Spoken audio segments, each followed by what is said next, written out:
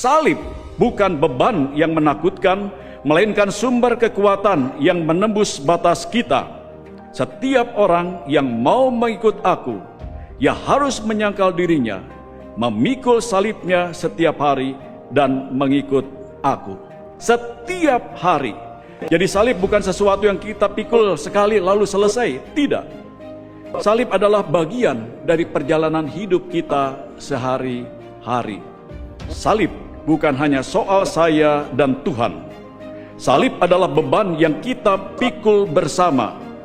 Bukanlah kata terakhir dari penderitaan, tetapi awal dari kebangkitan dan pengharapan. Yesus tidak pernah menjanjikan salib yang ringan. Yang Yesus janjikan adalah, aku akan menyertai kamu sampai akhir zaman. Kekuatan salib bukan terletak pada kayunya, melainkan pada kasih yang terpaku di atasnya. Salib menjadi tanda kasih terbesar Allah kepada manusia. Maka kalau kita melihat salib, jangan hanya melihat penderitaan, lihatlah kasih. Lihatlah keberanian Yesus yang menembus batas ketakutannya di Taman Getsemani. Lihatlah kerelaan Yesus yang menembus batas penderitaannya di Golgota. Lihatlah cintanya yang menebus batas dosa kita semua. Salib itu bukan tanda kalah.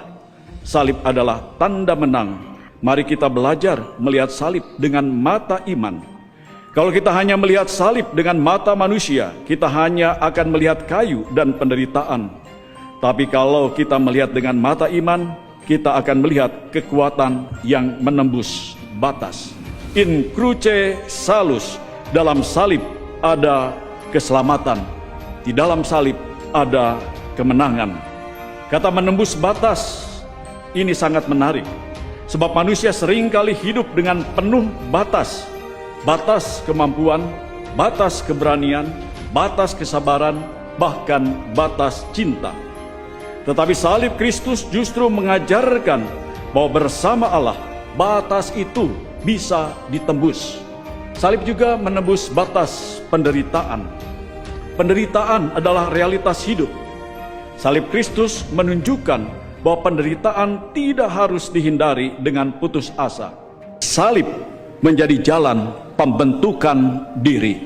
Salib tidak hanya simbol penderitaan, tapi juga tanda kasih yang mengubah penderitaan menjadi keselamatan.